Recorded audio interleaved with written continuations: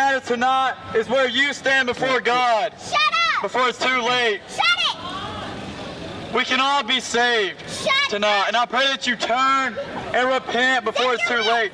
Turn from your sin. Blah, blah, blah, blah, blah. What is sin? Blah, blah, blah, blah, Well, God blah, gave blah, His blah, commandments blah, blah, blah. so that we could see our sin. Stop talking, no one listens. And see, because of our sin, Shut it! that we need to turn to God. Pie holes should be quiet.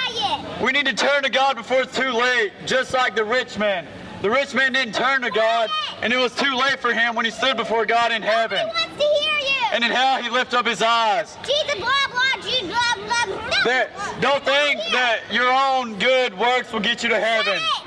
Nothing will get us to heaven. Okay. Blah, blah, blah, blah. Reason is reality. Welcome to the show. Yeah, I'm just fucking watch it.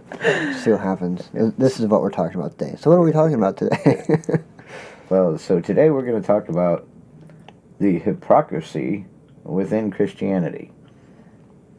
The reason this is because I'm sure everybody, wherever you live, I'm sure everybody's seen somewhere the people standing on the street corners shouting about Jesus and being Christian and this, that, and the other thing, and you know, you don't even want to hear it, but yet you can't avoid them. They'll get right up in your face and, are you saved? Have you brought Jesus into your life? God wants to do something with your reprobate, abominable, disgusting lifestyle. You chose to be a homo. You chose to live the way you're living. The Bible says that God is angry with the wicked every day. God's angry with you every day. Pervert, homo, whore, on the road to hell. To hell, which is a scary, horrible place where you're going to burn on fire for eternity. To all you people out there that think science is evil, well, you better think again, because someday you're going to need that.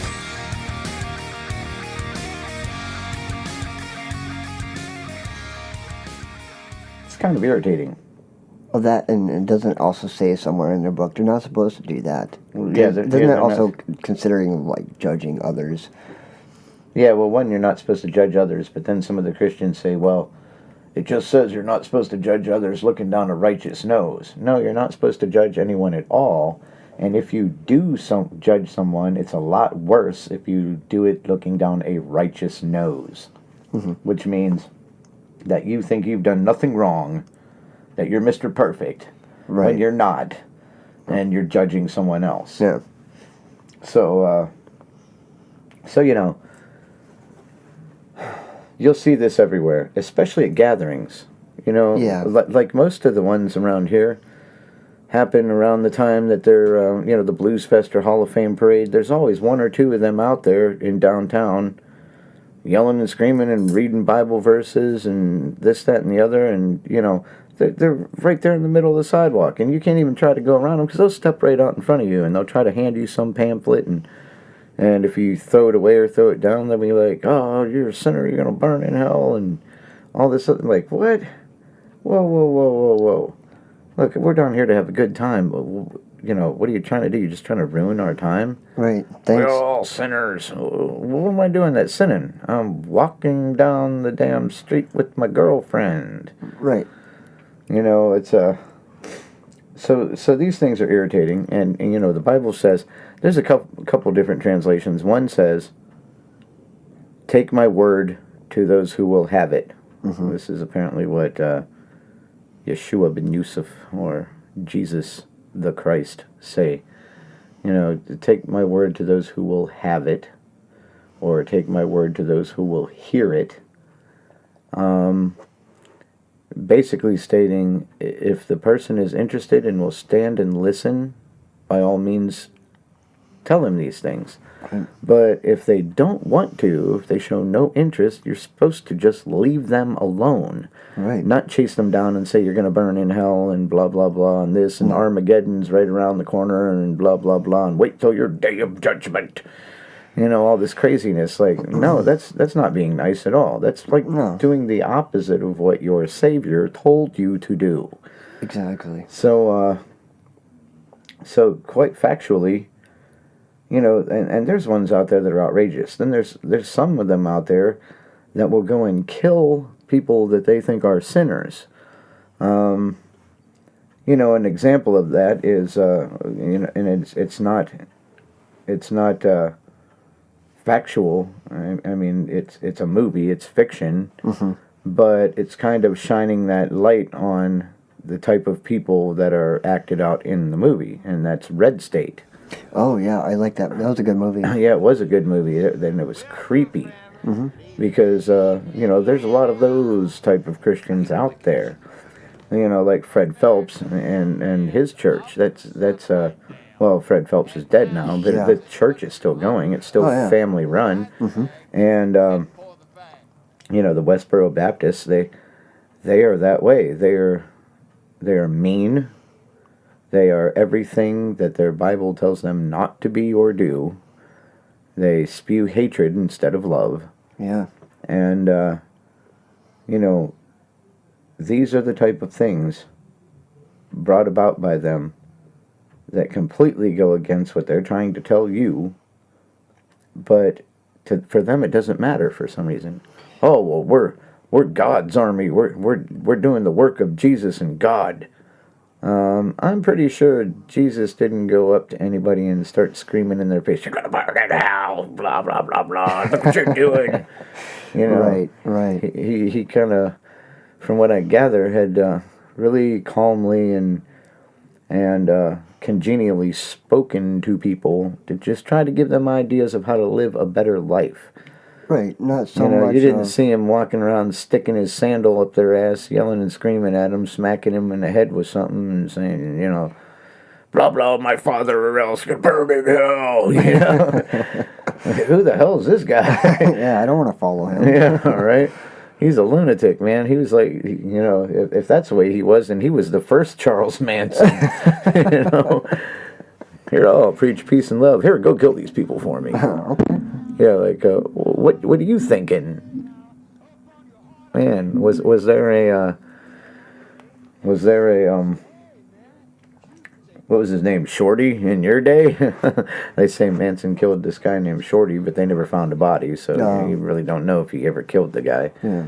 But, you know, he just got people to follow him and do it. And kind of that's what Jesus did, according to the stories. He just got a bunch of people to follow him and do what he wanted them to do.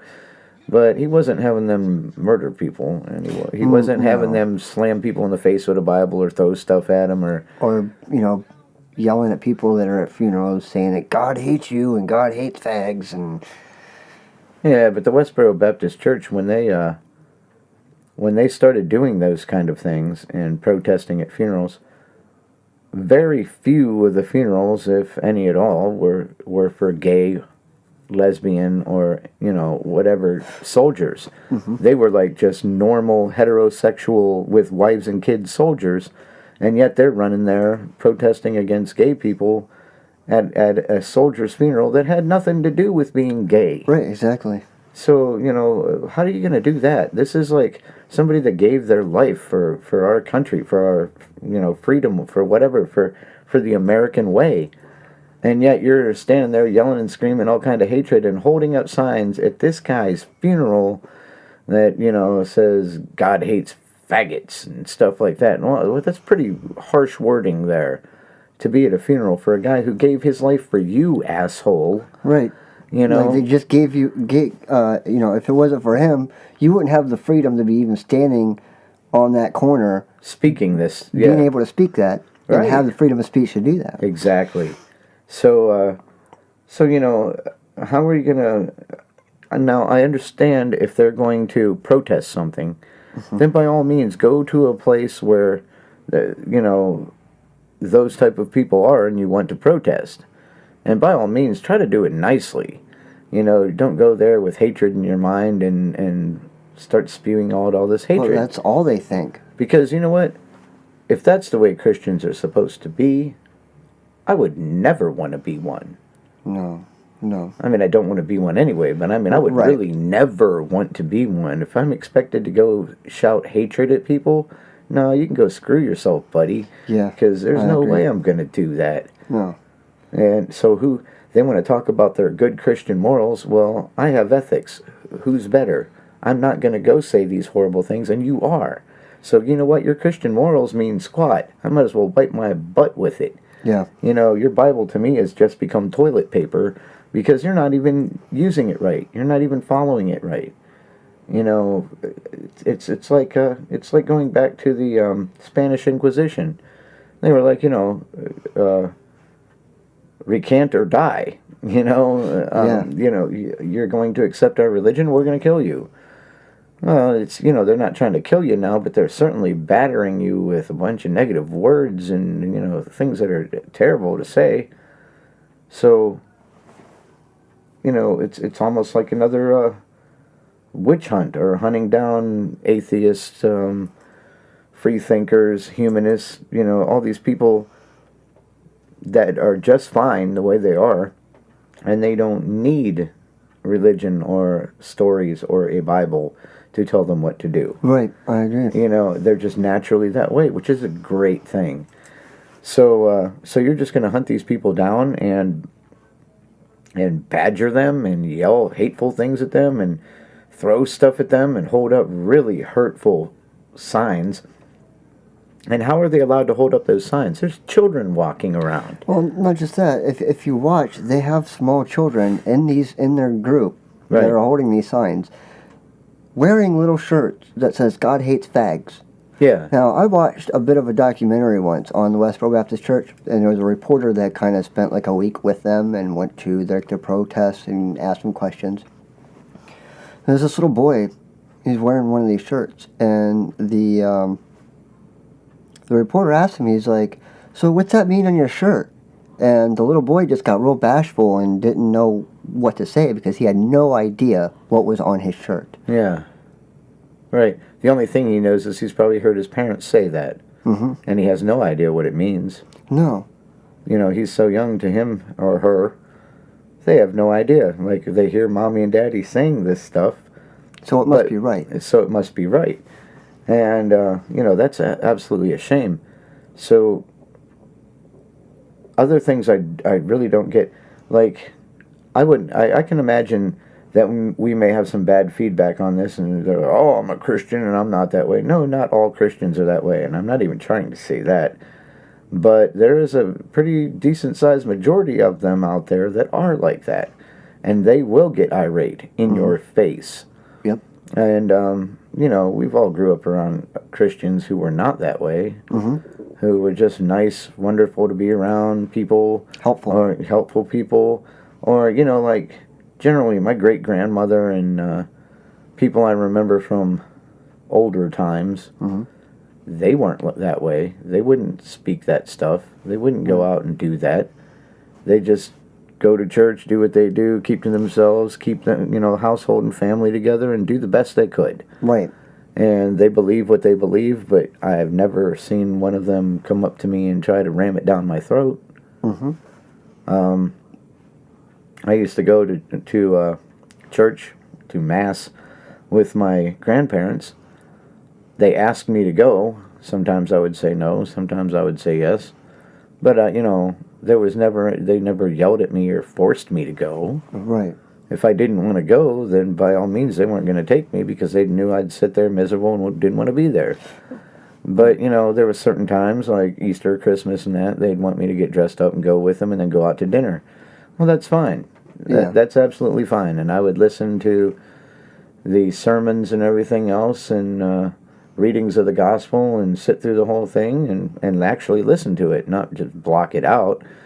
And then, go with the grandparents out to eat dinner or something like that. And you could tell that they were happy that I went. Even if I didn't take any of it seriously, they were happy that I went. Right. And it made them feel better. We'd go have dinner and go home, and they would be in a pretty good mood the whole rest of the day. So, that doesn't hurt anything. But, I'm telling you what, I've been thrown out of a church on my face, on blacktop. Face first, belly down, pow, right onto the blacktop for disagreeing with a preacher. And not yelling, not arguing, just disagreeing. And he had his two big, hairy henchmen pick me up one by each arm and throw me out the front door. That's very Christian of them. Right. Exactly. So, let's see. You're Oh, good. we don't like this guy, Yeah. so let's throw some violence in there and throw him out. Right. You could have just asked me kindly to leave. Yeah, or they could have turned around and walked out the door. Sure. Or they could have even just told me, like, hey, we don't appreciate that here, you have to go. And I would have gladly left. Right. But instead, I had one picking me up by each arm, and these are like big, brute, muscle-bound guys, you know what I mean? And throwing me out the church.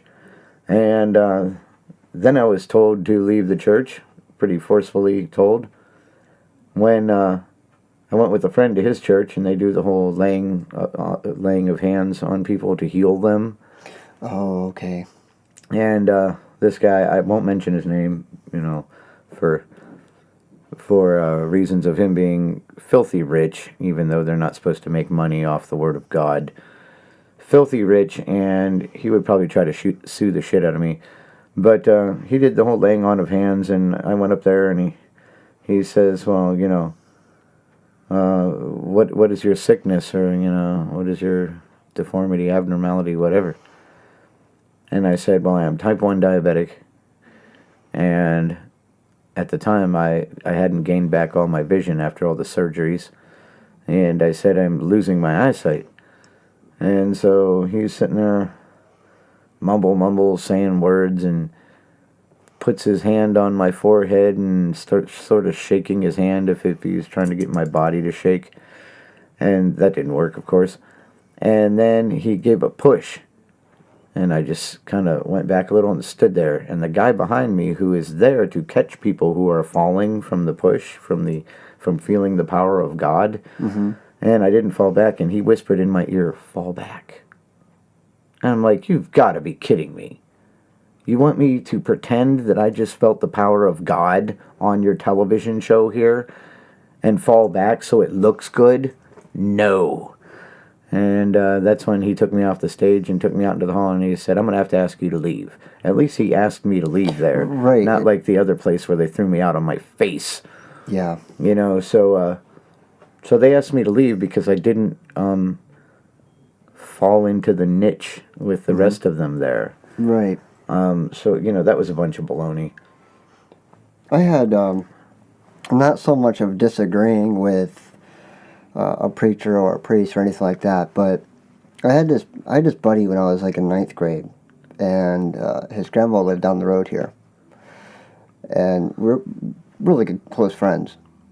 And the one time, his grandmother asked me if I would go to church with them. She was saying how Jesus was coming back and rapture and all this other, I mean, like literally sitting me down and like telling me all this stuff that's going to happen. Right.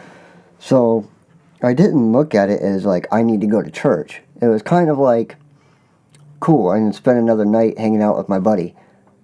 That's kind of how I looked at it. Right, yeah. So I go to church with them, and it was a real small church. It wasn't anything big. It was, I can't remember exactly where it was, but it was kind of a distant drive from here. So we go there, and first off, as we're there, his grandfather wants to go give me a mint. He's like, hey, want a mint? I'm like, yeah, sure. And I look at it, and it had like this little cross carved in it. And it was kind of thick, and it was kind of like, had like this nice shaped border around it, and it had like this little cross in it. And I'm like, am I supposed to eat this? You know, I was kind of weirded out by the whole thing. So I eat it, you know, I just, thank you, you know. And I sat there, and we get ready to leave. We get in the car, and we're backing up. And his grandmother, you know, looks back at me, and she goes, so, what do you think? And I'm like, what do you mean? She's like, so you're going to start going to church with us? I said, well, Saturday nights I play music with some buddies, and, you know, we practice kind of late and stuff like that. And so I told her that I wouldn't be able to make it. Right. Well, the shit hit the fan. Because she turned around They wouldn't talk to me the whole time on the way back home, and told my buddy that he is no longer allowed to hang out with me. He is not. He was not allowed to ride the bus because we same bus stop. So she would take him and pick him up from school. So he wasn't allowed out of the house because she thought that he would come over to hang out with me. And because when I said that, apparently to her, I had better things to do than to go to church. And therefore, him and I's friendship had to be torn apart because of his grandmother's religious beliefs that I wouldn't go to church with them. Well, that's like an awfully harsh reaction to that because she has no idea why you couldn't make it over to go to church or whatever. You know what I mean? Like, she's making her own speculation, thinking that you're... Like, she's going to convert me and I'm going to go to church every Sunday? No. Yeah, right. That's not my thing. Right. Now, I was nice enough to keep my mouth shut and go there that one time with them, you know, and I did that, and I didn't say anything rude or disrespectful by no means. Yeah. But it doesn't mean that I'm going to go every week. Yeah, right. But, hey, thanks for the invite. It was nice to hang out with you guys. Have a nice day. Well, you know, like when I was younger, I used to go to church things with friends of mine because they would invite me. Yeah, yeah. And like First Christian Church down there on Cleveland Avenue by 30th Street. Well, actually by 34th Street. You know, the fire station there on Cleveland Avenue. Oh, okay, yeah. The church that does that big living Christmas tree thing every year. Yeah. Well, my first quote-unquote girlfriend when I was like 7 years old, we were 7, Lori, that was their church, and she wanted me to go with her to this like bonfire and cookout thing, you know, have hot dogs and some roast marshmallows, s'mores and whatnot. Heck yeah, man, that sounds like so, fun. So yeah, I was like, yeah, this is fun. And then we get there, and after, you know, having some hot dogs and s'mores, and then they did this little sing thing where they did the whole Jesus Loves Me thing, and, you know, I'm not all about that. Right. But, so, at any rate, afterward, he asked, how many of you people are here for the first time or new here? And, of course, I raised my hand. You know, that's what you're supposed to do. And then they took all of us that raised our hand and put us over in a group together, and this one guy came over talking to us, and he was asking us if we knew about Jesus, this, that, and the other, and telling us, well, he's your savior, and blah, blah, blah, and just kept going on, and pretty soon he's like, and if you don't accept Jesus as your savior, this is going to happen to you, and then he gets all, like, kind of freaky and mean, and telling us, you know, you'll go to hell, and you'll be there for an eternity, and blah, blah, blah, and burning flesh, and the smell of fire and brimstone, and demons everywhere, and all this other kind of crap. So at that point, I was like, yeah, I don't even want to be here anymore. Yeah. Yeah, and then I started walking up 25th Street toward Market Avenue because we were living kind of over in that area, you know. So I'm walking up that way, and I stopped at my friend's house and knocked on the door, and his mom answers, and she's like, "What are you doing here at this hour?" And I told her what happened to me. She's like, "Oh my gosh, that's terrible." She goes, "You want me to call your parents to come get you?" And I'm like, "Yeah." So my mom drove out to get me, and she's like, "So what happened? How'd you wind up over there at Eric's house?" And I'm like, "Because it was on the way home, and I was walking back." She goes, "From the church?" And I said, "Yeah, from the church." She goes, "You shouldn't be walking by yourself at this age, you know, from the church." Right. And so I explained to her what happened, and my mom, before we even got home, turned right around and went right back to that church and told them what she thought of them. Nice. Yeah, and they didn't have much to say to her because, you know, my mom's pretty highly intelligent, and has lots of degrees and used to write for the newspaper. So Yeah. so I don't think they really wanted to say much to her about it. Mm-mm. But the guy said to her, he says, well, he doesn't ever have to come back. And my mom said, he's not allowed to come back. I told them that she Right. says I'm not allowed to come back, Right. not them. Right. And that's how that went. That was 1977. Mm-hmm. I was 7 years old. Yeah, that was just terrible to have to go through that at 7. And yet my grandparents' church, I didn't have to do anything. No one forced me to do anything. Right. They would ask you if you want to, Mm-hmm. but they didn't force anything down your throat. They would read their parts from the Bible and talk about what it means, and that's about that. They didn't say, "Oh, you have to do this, and you have to be baptized, and you have to blah blah blah, and if you don't, burn in hell." Yeah, okay. Yeah. So it wasn't that way, but I've noticed there are some that are really, really that way. Like they are forceful about it, Yeah. and if you don't accept it, to them you're evil, you're an abomination, you're whatever, and get away from us. Well, that's why there are secularists and non-secular, because you have to have the balance. There has to be a balance. Well, yeah, because If everybody were that type of Christian, this whole world would just be full of angry, hateful people judging each other constantly. You're Yeah. not a good Christian. I don't care if you pray 20 times a day. You're not a good Christian because you're not in our church and you're not doing what we make you do or want you to do or force you to do and all that kind of stuff. Well, I'm sorry, but you make me do, force me to do, or want me to do, hey, you better step the fuck back. Yeah, I agree. Because you've crossed the line. Yeah. Especially in this country with our freedom of religion, freedom to pursue happiness and believe what you want to believe. And if all these Christians love America so much, then they better get used to that. Well, they don't, because they don't like the way that the Constitution does. You can't force your God into our laws, Right. which they're trying to do. Right. And then, not only that, but they always try to say we're a Christian nation, which, in our last episode we discussed we're really not. And I think they're angry about that. They want our country to have a base religion to be able to say that we are a Christian country. We're not. Well, we are not. We can't do that. You can't be equal. Everybody can't be equal if you make it a Christian country.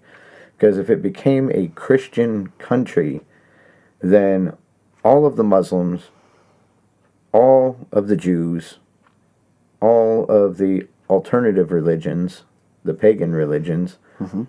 and all of the atheists, freethinkers, and everybody else would not have the same rights. Their rights wouldn't be protected. They would be scrutinized all the time.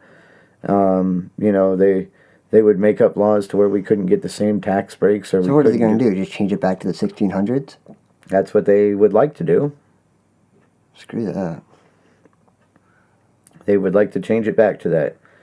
And, back before the federal government sort of decided that they presided over everything,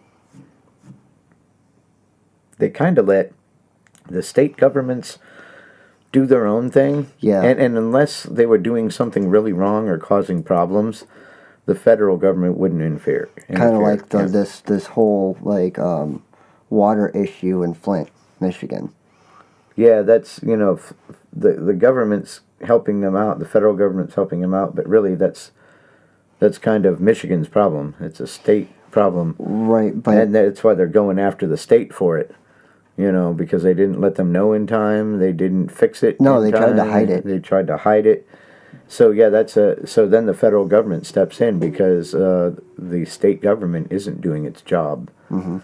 So that's the way it was kind of supposed to be, that the states really pretty much ran themselves, yeah. unless they stepped out of line, and then the feds would be like, hey, no, Right. we're about to straighten you out, So, now mind you, there are states like Mississippi, that are really, really, really religious. That's when you're starting to get in the red states, if you will, the whole Bible Belt. Yeah, right. So they, because their states are so right-wing, so Republican red, almost everybody who runs for office in those states are right-wing Republican red. And therefore, whatever they feel like they should put into a law, they can write that up and have the people of the state vote for it, which are mostly right-wing red. And they'll vote for it and get a law passed there that is pretty much based on a belief or a religion. This shouldn't be allowed, but at that point, the majority of the state wants it that way, so the federal government really can't do anything about it. Yeah. Which is a shame. It is. Because the few people that live there that aren't that way, they're kind of screwed. Yep. They might as well pack their bags and move to another state. Exactly. And which is really crappy, because if they start doing that, and then you do that state by state by state by state by state, then it's no longer freedom. No. Not only that, but it'll divide it up to where the north is more liberal. The north part of our country is really more liberal. And the southern part of our country is really, really, really conservative, Yeah. right-wingy conservative. So, See, then that goes back into the whole Civil War thing. exactly, Separation. because all of a sudden we're divided. Yeah. The liberals live up here, and your conservatives live down here. Yeah. Well, you might as well have two countries then. They might as well have their conservative red country, which, by the way, they like to point the finger and say, "Oh, you're a socialist or you're a communist." Well, that's more like communist if they did that. Yeah. Because not only did you take your color red with you, but you are also trying to control everybody and keep everybody within a certain spectrum of behavior and everything that you want them to be, whereas the North is allowing people to be free to do what they want to pursue a life of happiness, to be free. Yeah. And so once again, we'll come to that whole super conservative or people that are pretty laid back and say, "Oh, well, you know what? We don't care who you are or what you think or what you believe. Yeah. Come on in and, help out and be part of our community." Yeah. And as you can see, Canada does that. Yep. And there are hardly any crimes up there. There's hardly ever a murder up there.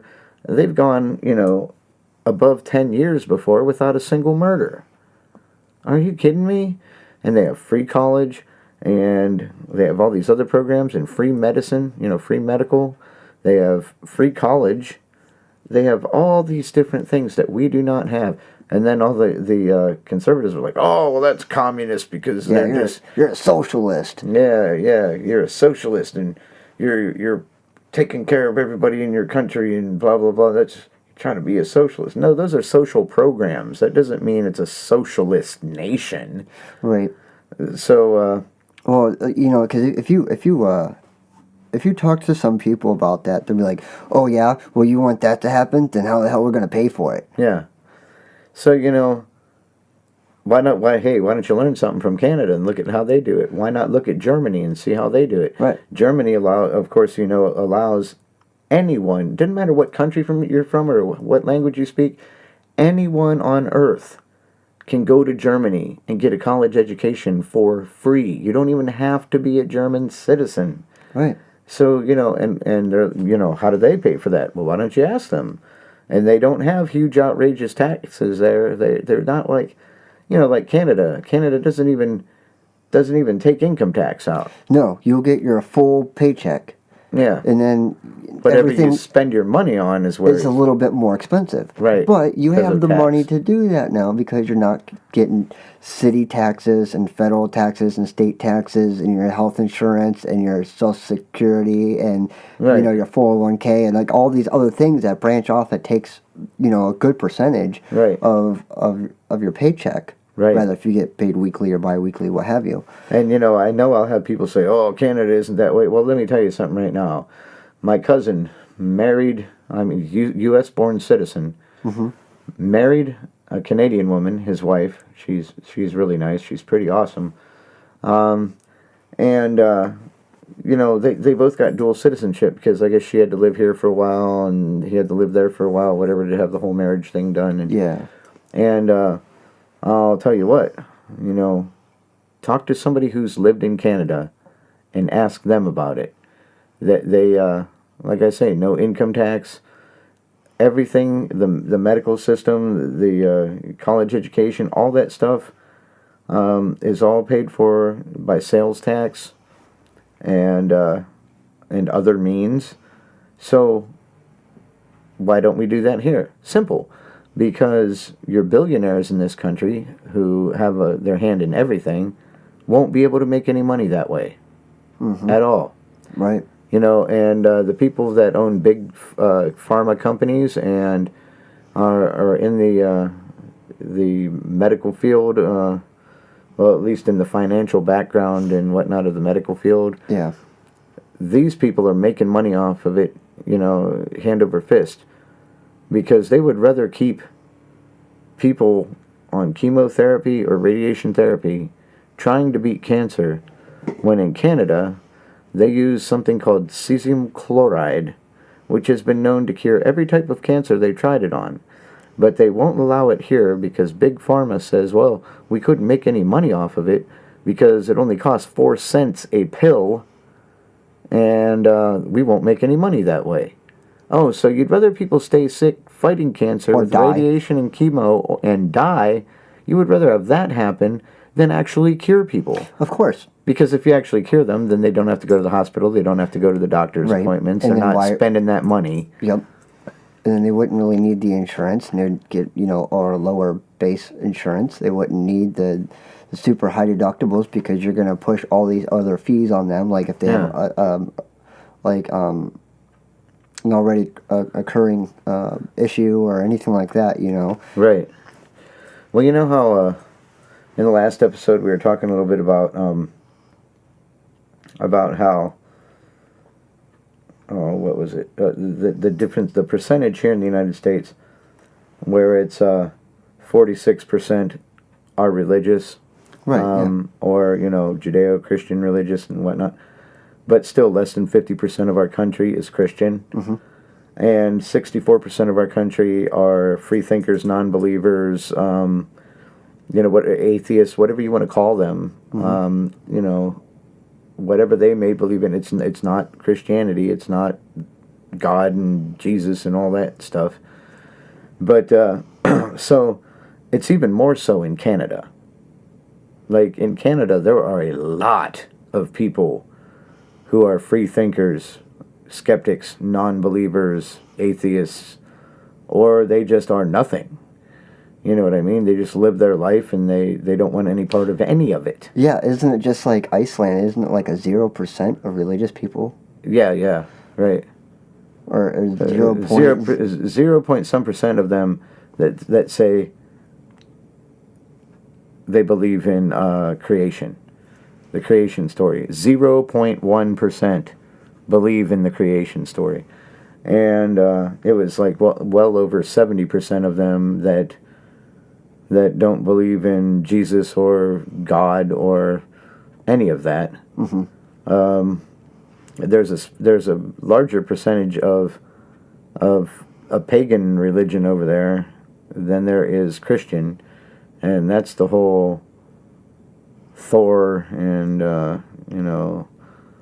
all them, Thor and Freya and Loki and the old Nordic religions, the Northmen. Right. So yeah, there are more people that still believe that than there are people that believe in Christianity over there. That's kind of funny. That is funny. But you know what? There's another place that there really isn't that much crime, and people are pretty laid back. They're happy just living their lives for Right. where they're, what they're doing. They're not worried about all that. Oh, I have to make sure I go to church every Sunday or 3 times a week and pray to God, and Yeah. make sure I have my Bible and my guns. Yeah. America. America. America. I can't even speak right. No. Yeah. They're like, I'm going to go to McDonald's with my AK-47. Yeah. I'm like, for what? What, you think a kid's going to steal your fucking Happy Meal? Yeah. I love my McDonald's. Good old America. What happened to the A? America. They're like, oh, wait, that's right. You're stupid redneck. America. yeah, I'd be like, I'm gonna get my scooter. Yeah. Because I can't walk. I walked 50 miles uphill to and from school. America. Like, what the fuck's wrong with you people, man? Get an education. Shut up. You sound like a stupid redneck. Hillbilly, like brain dead. Like, they're Yeah. Did you go to school, or did you do the first grade over and over for 12 years with, like, all the kids in one school? they're like, man, my family made it to 3rd grade. Yeah. Yeah. That's like on Beverly Hillbillies, Jethro Bodine. Yeah. I got some 4th grade education. Oh, yeah? Is that why you live in a shack? Yeah. Wait a minute. No, they lived in a big mansion. Well, yeah, but I mean prior. Prior, to, yeah. They I'd like to tell them like a 4th grade education. Here, let me tattoo this really cool word on you that says how awesome you are. STUPID.